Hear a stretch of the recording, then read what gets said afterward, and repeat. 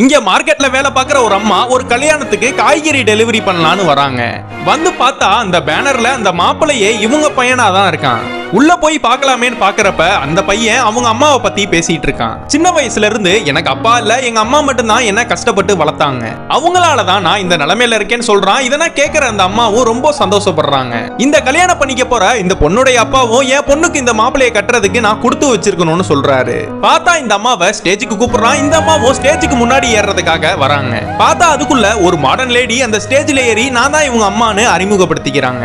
அப்புறம் தான் தெரியுது ஒரு பணக்கார பொண்ணை கல்யாணம் பண்றதுக்காக தன்னுடைய அம்மாவை காட்டினா அசிங்கம் நினைச்சிட்டு ஒரு ஆக்டரை கூட்டிட்டு வந்து காட்டி எல்லாரும் முன்னாடியும் போய் சொல்றான்.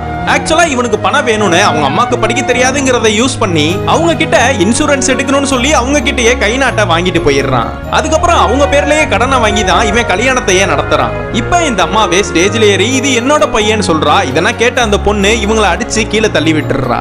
ஆனா இந்த பையன் அந்த பொண்ணை தடுக்காம நின்னு வேடிக்கை பார்க்கறான்.